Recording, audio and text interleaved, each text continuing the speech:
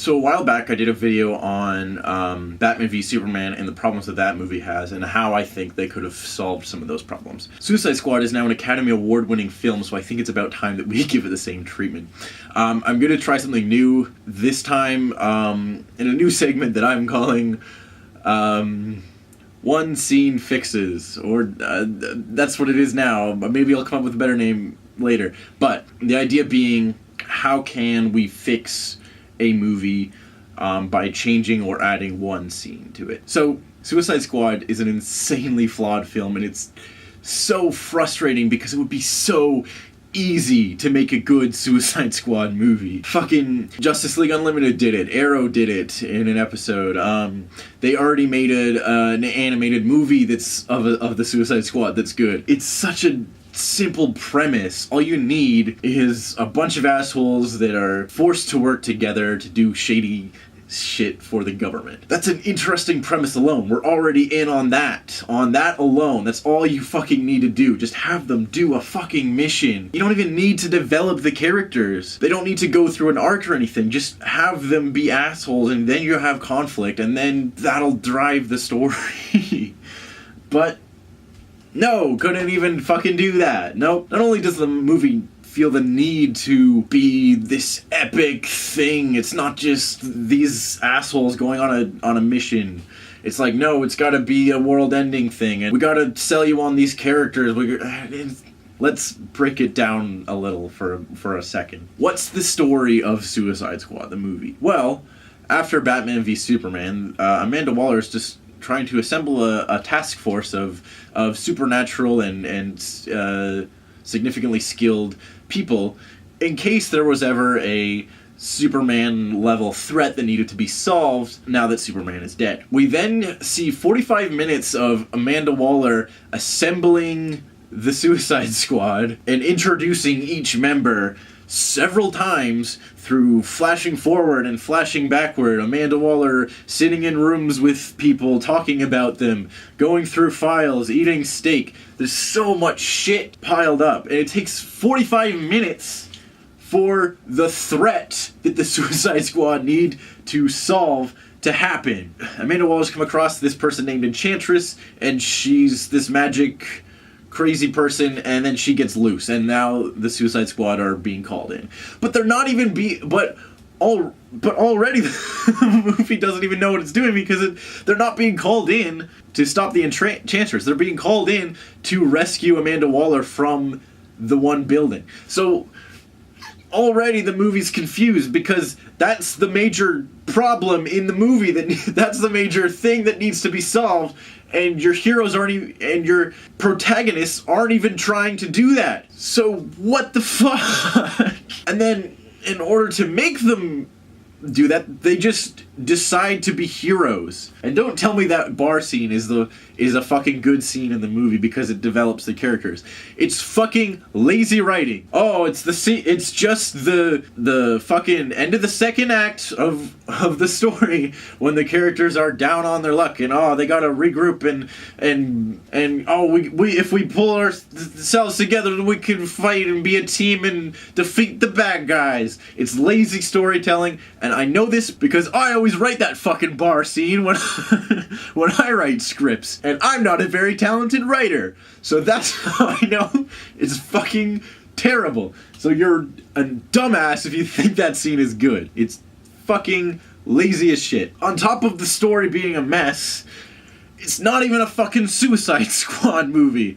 The Suicide Squad is a group of supervillains assembled by the government to do shady-ass tasks. If the government wants to wipe out a small town in the Middle East somewhere because they think one person might be responsible for doing something bad to America, the Suicide Squad is who they send to wipe out that whole town. The Suicide Squad never deals with supernatural world-ending threats. That's what the Justice League is for. Mostly because the Suicide Squad would be useless against world-ending threats. But no, according to Suicide Squad, all it takes to defeat magic is small to medium-sized explosives. Alright, well, it's not a Suicide Squad, but maybe it's more about just establishing these characters and building this universe. Wrong again, because it's not even a fucking Joker and Harley Quinn movie. It's not even a Harley Quinn origin movie either. We don't get Harley Quinn's origin in the fucking movie. Why not? I don't fucking know. But it's bullshit. We get a glimpse of the Joker torturing her, and we see him push her into the vat of acid, which doesn't even make sense in the context of the movie. You would only know that to make any sense if you had read the New 52 Suicide Squad, but in that, it like fucking dyes her skin like peach white and her hair red and blue.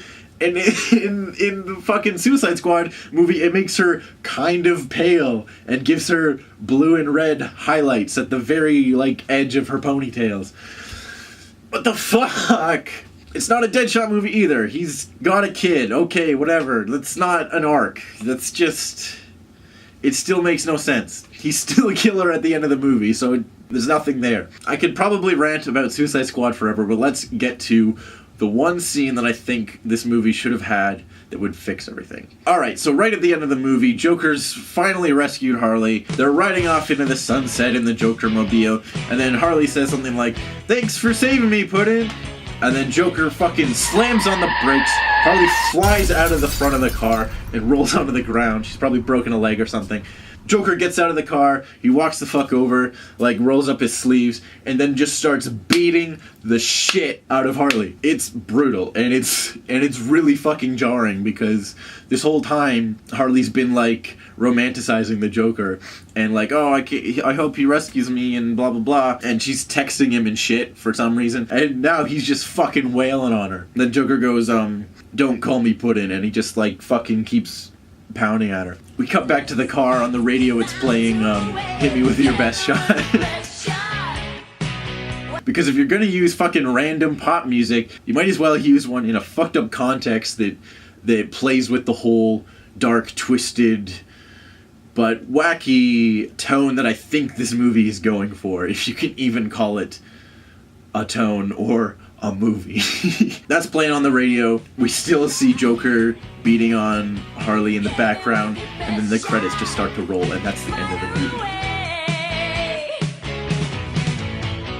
The reason I think this helps the movie is that it recontextualizes the whole character of Harley Quinn. Before this, she was just kind of a wacky, fun misfit who had fallen in love with the Joker because he's wacky and different, and ooh.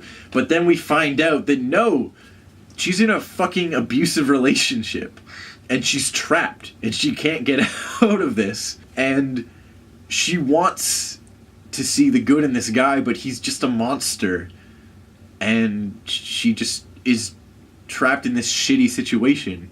And that's what was appealing about Harley Quinn in the first place.